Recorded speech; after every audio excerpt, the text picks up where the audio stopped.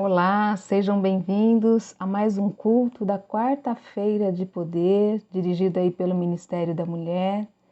Que a graça e o amor de Jesus preencham sua vida e de toda a sua família, amém? Eu quero agradecer aqui nesta noite a irmã Regina da Igreja de Jaraguá, que me fez o convite para compartilhar com os irmãos nesta noite a palavra do nosso Deus.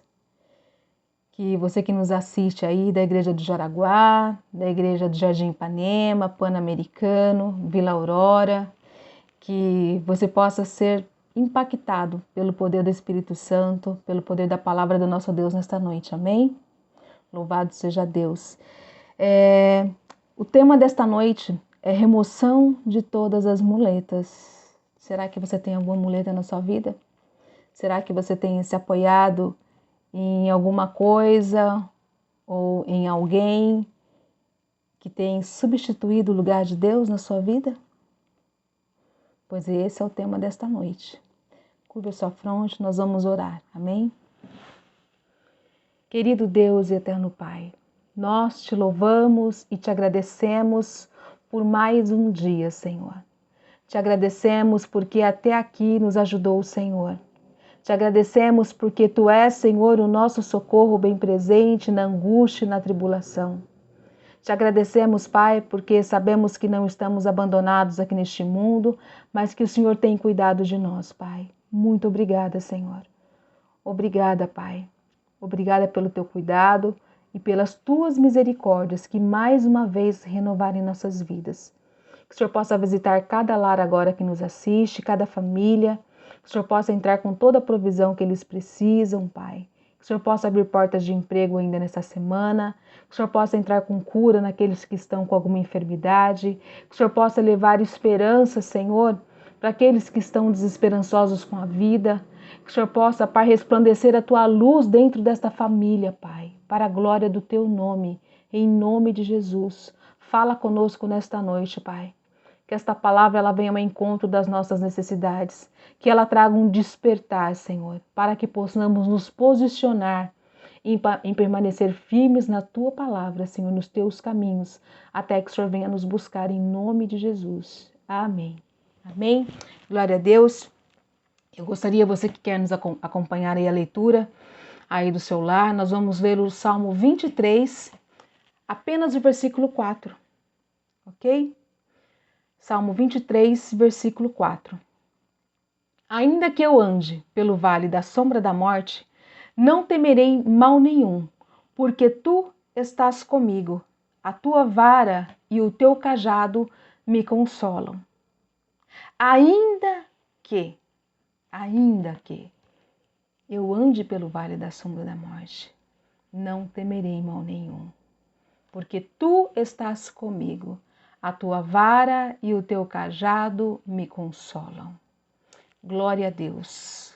Vara fala de confronto. E o cajado, ele fala de abraço, de afago. É isso que Deus é para nós.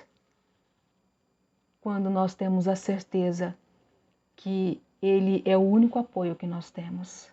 Quando Ele de fato ocupa em nossas vidas o lugar que é dele. E eu quero perguntar para você nesta noite, qual é a sua maior base de apoio? Deus vai tirar de você. Não se assuste, calma. Nós vamos compreender dentro do contexto, amém? Olha só, ninguém amadurece sorrindo. Em todo crescimento você vai ter que ser esticado. Ninguém amadurece simplesmente se alegrando diariamente sem ter que ser apertado um pouquinho, sem ter que ser lapidado. E isso causa dor, dores violentas, para o nosso bem, para que a gente possa crescer. Davi passou por um processo doloroso das remoções, das muletas que ele tinha na vida dele. E muletas, elas são bases, né, de apoio, de sustentação. E todas as pessoas que irão crescer na vida, elas sempre terão algumas muletas de apoio. Eu tenho, talvez você também tenha as suas. E essas muletas são pessoas, são coisas, são lugares, status, dinheiro, o cônjuge, né, amigos. E para o nosso crescimento será necessário Deus removê-las de nossas vidas. E esta remoção, ela dói. Mas eu tive experiências, queridos, tão maravilhosas com Deus, quando Ele removeu algumas muletas da minha vida, porque todas as vezes que Ele tirou algo de mim, Ele me deu algo maior dele, né? E é compensador, é maravilhoso. Não se compara, né? Todo encontro que você tiver genuíno com Deus, você vai perder algumas coisas e vai ganhar outras dele. Para Deus te dar crescimento, querida, Ele precisa tirar de você algumas bases de apoio. Eu quero falar com você nesta noite sobre Davi, sobre um período da vida dele em que ele sofreu a grande perseguição do rei Saul, né? No capítulo 15 de 1 Samuel, nós vemos ali que Saul foi rejeitado por Deus, porque ele escolheu desobedecer, né, as ordens do Senhor, a palavra do Senhor. E então, depois disso, Samuel vai até a casa de Jessé, né? Ele unge ali a Davi como rei. Depois disso, nós já conhecemos ali as histórias. Davi vence Golias, né? E, consequentemente, a sua fama ali traz uma mudança muito grande sobre a tua vida. Ele muda de residência, vai para o palácio. E com isso, nós percebemos que o rei Saul, então, começa a nutrir dentro dele um ódio por Davi, né? Ele se torna uma pessoa desconfiada, zangada, e quando ele vê então o povo cantando louvores, né, a Davi e suas vitórias, ele não consegue se conter, né? O propósito da vida de Saul, ele foi completamente modificado, ele se tornou um homem infeliz, possuído por um espírito maligno, mentalmente pessimista, né? Um homem desconfiado, enfurecido, invejoso.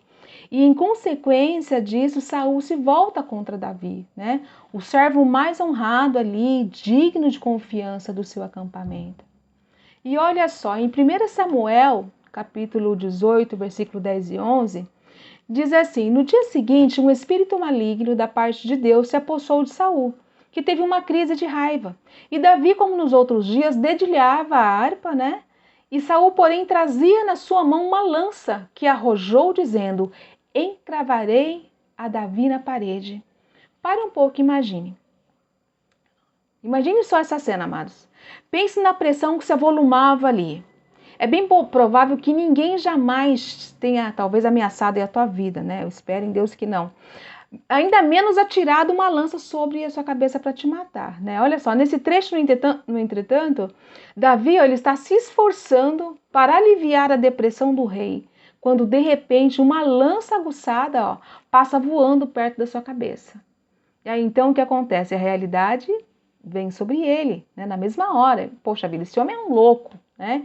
Ele está completamente maluco. Todavia, olha só, o versículo seguinte diz que Saul temia Davi. 1 Samuel 18:12 diz, não é curioso? Olha só, exatamente as pessoas que estão em nosso encalço são aquelas que nos temem. E foi com certeza o caso ali entre Saul e Davi. E de repente, tudo começa a dar errado na vida de Davi. Olha só, Davi estava logrando bom êxito em todos os seus empreendimentos, saía vitorioso nas batalhas que ele ia, porque o Senhor era com ele. Só que eu quero te chamar a atenção pelo seguinte, até aqui Davi não tinha cometido nenhum erro, né? Ele foi até ali um modelo de humildade, de confiabilidade, de integridade, agiu corretamente até então, mas naquele momento tudo estava dando errado. Deus começa então ali a tirar as muletas de Davi, uma de cada vez, né? E deve ter sido uma experiência aterrorizadora para ele, porque ele não tinha feito nada para merecer aquele tratamento, né? Então, assim, imagina a quantidade de questionamentos que ele se fazia, né?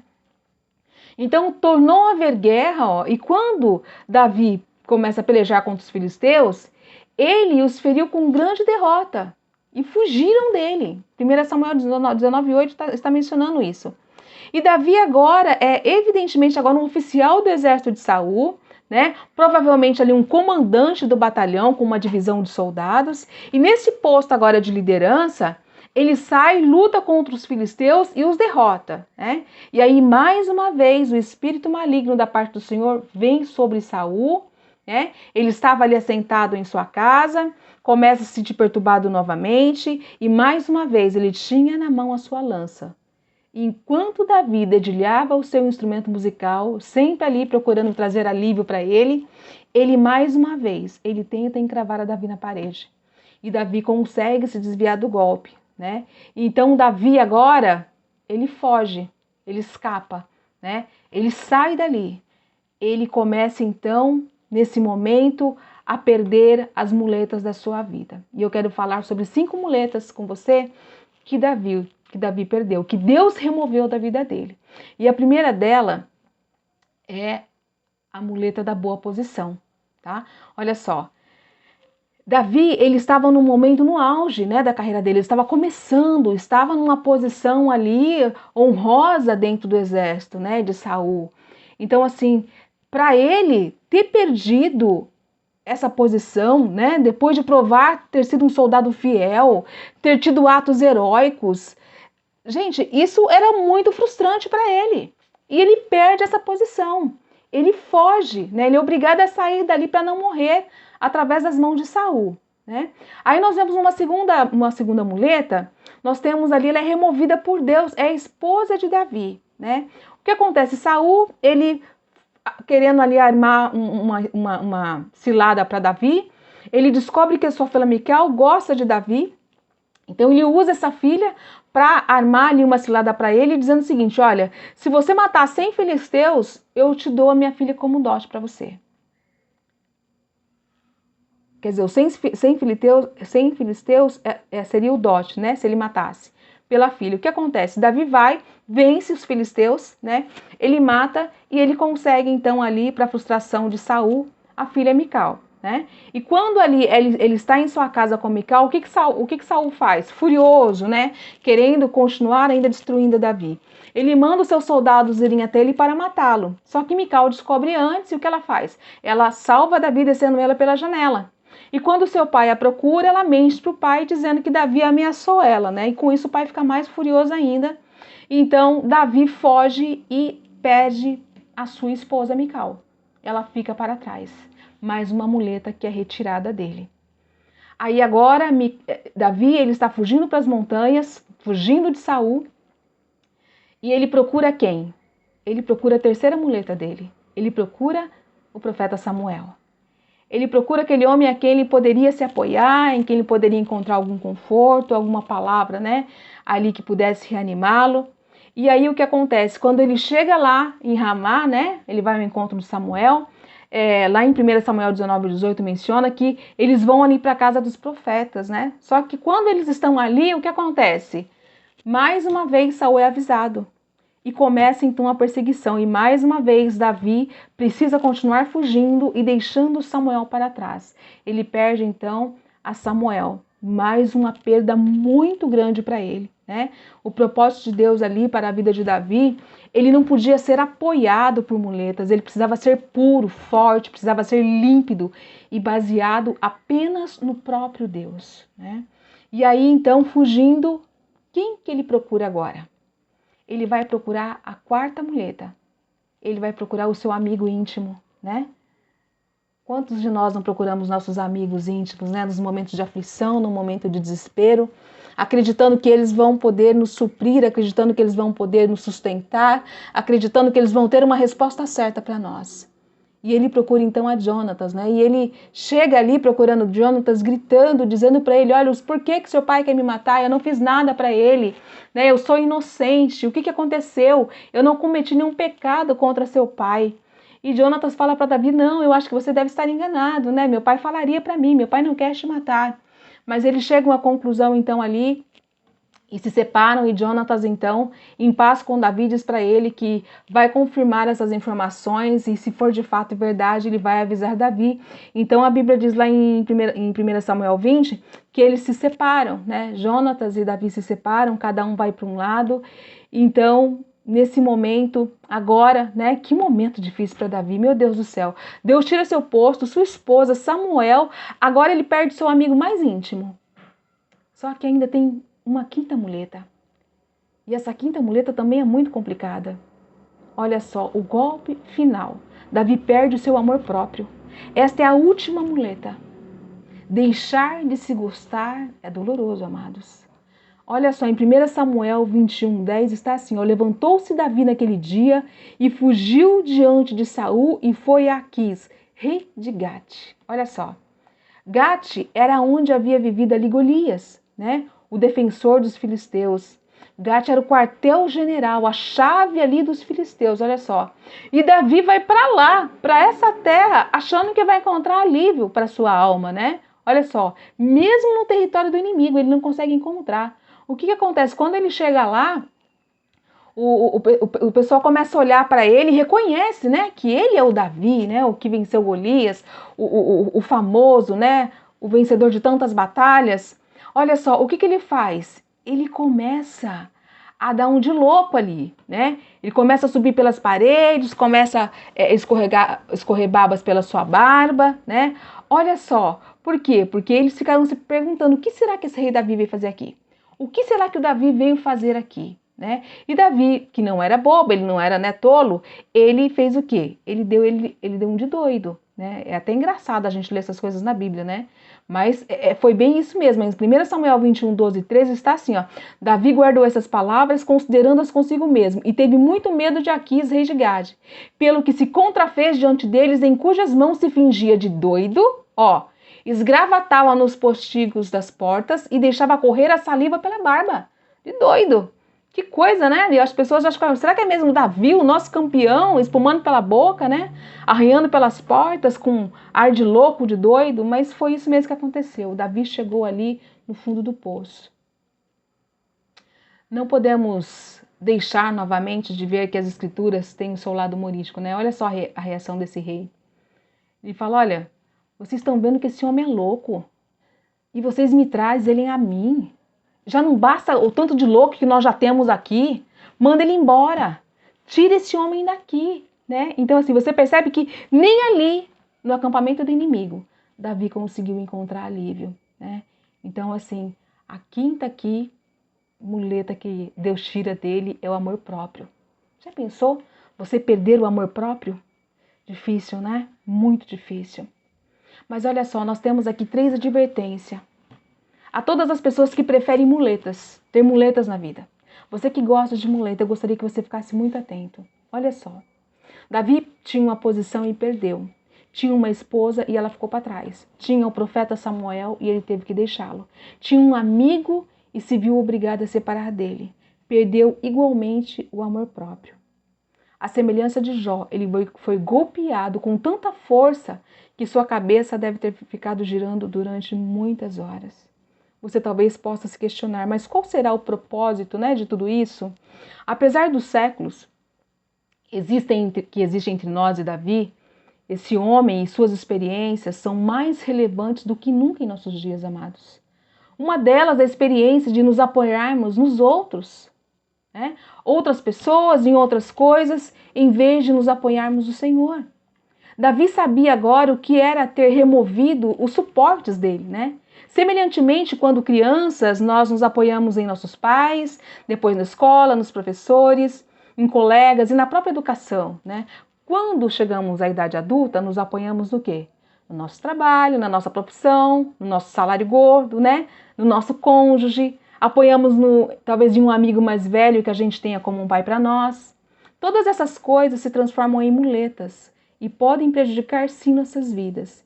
E então, vamos aí às 3 advertências a todos os que preferem muletas. As muletas se tornam substitutos para Deus.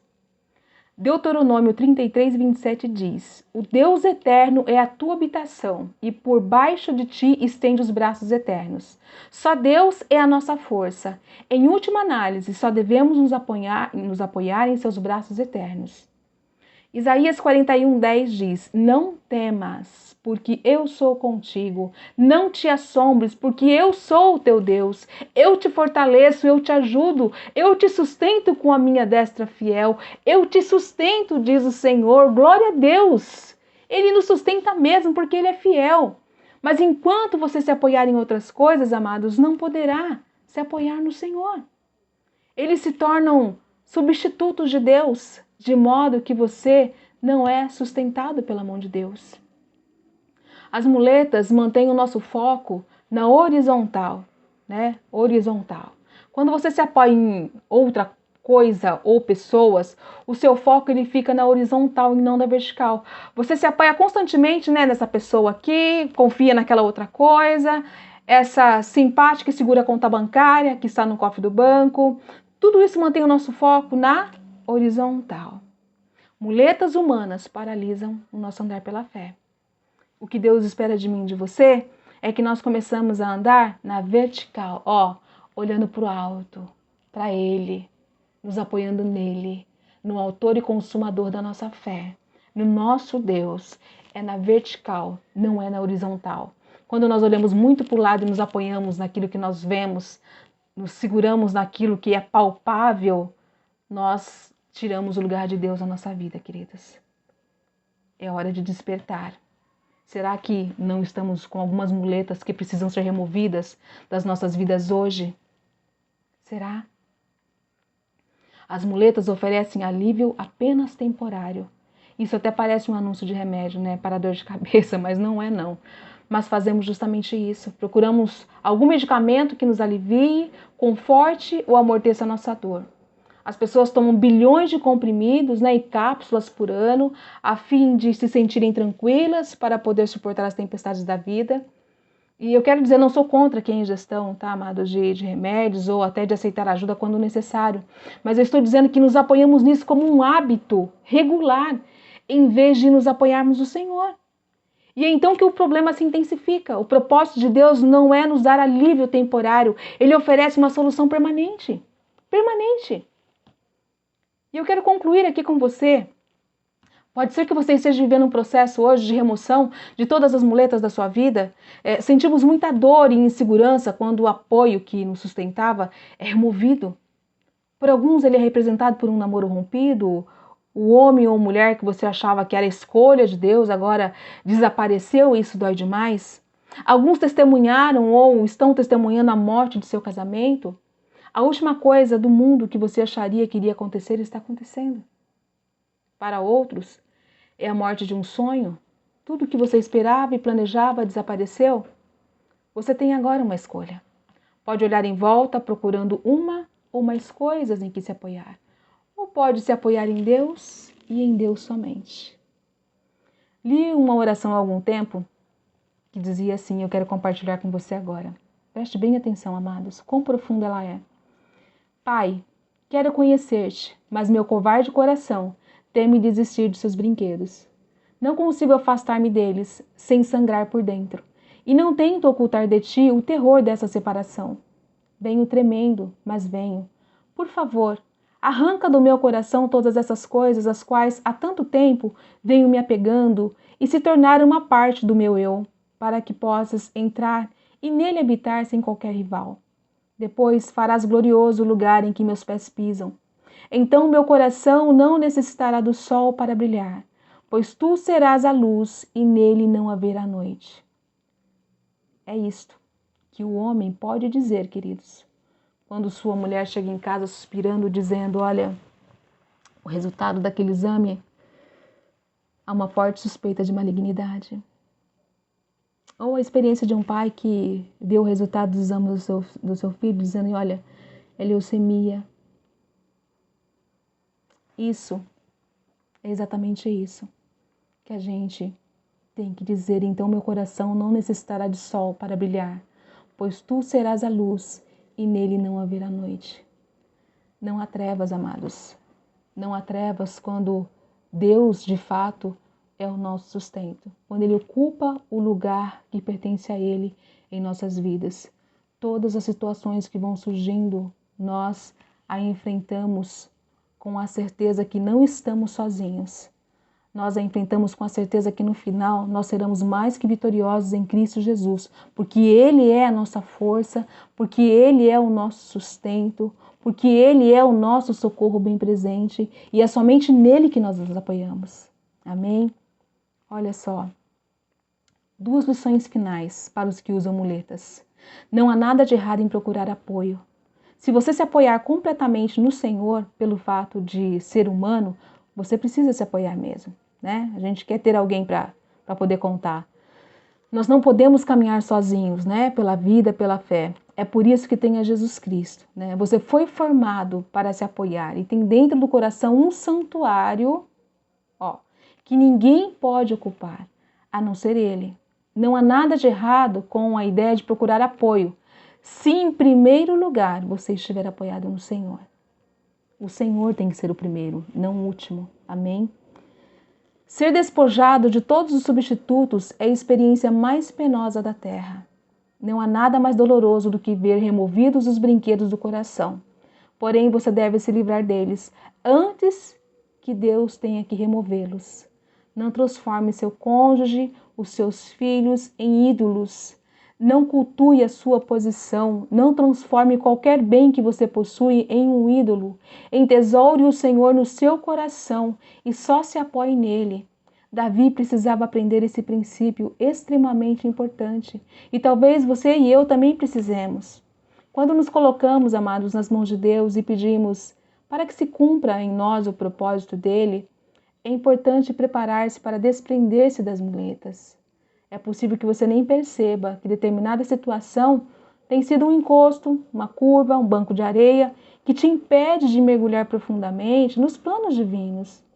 Mas Ele conhece e sabe exatamente do que deve te libertar, para que você viva o mais puro relacionamento, para que não exista nada maior do que o próprio Cristo em sua vida. Não temas. Muletas não curam. Muletas não te fazem correr mais rápido. Deus te torna forte e saudável. Para tanto, apenas confie como fez o rei Davi. Após a retirada das muletas, Davi enfrentou um processo doloroso de preparação para o seu reinado. Ficou 12 anos fugindo de Saul. Assumiu o seu reinado com 30 anos. Olha só. Uns confiam em carros, outros em cavalos, mas nós faremos menção no nome do nosso Deus. Uns se encurvam e caem, mas nós nos levantamos e nos mantemos de pé. Amém? Que Deus abençoe a tua vida, querida. Que esta palavra ela possa ter falado profundamente ao teu coração. Vamos orar. Pai querido e amado, como é bom o Senhor poder clamar Abba, Pai. Saber que temos um Abba, Senhor, que está conosco, que nos ampara, que nos sustenta. E ainda que passemos pelo vale da sombra da morte, temos a certeza que não precisamos temer mal algum, porque o Senhor está conosco, porque o Senhor se faz presente. Oh, Pai, muito obrigada, Senhor. Visita essa pessoa que nos ouve agora, Pai. Tira toda a aflição da alma, toda a aflição do espírito, Senhor. Coloca a confiança, coloca a certeza de que o Senhor está à frente, de que o Senhor está cuidando. Oh, Pai, em nome de Jesus, mostra um caminho, dá direção, Pai. Levanta aquele que está caído hoje, Senhor. Traz um ânimo, Senhor, um renovo sobre a tua igreja. Em nome de Jesus, Pai, que nós possamos nesta noite, Senhor, remover todas as muletas, Pai, que têm ocupado o seu lugar em nossas vidas, Senhor, em nome de Jesus. Nos faz enxergar aquilo que precisa ser removido, Senhor. Acrescenta fé à nossa fé e tira toda a apatia espiritual de nós, Pai, em nome de Jesus. Amém.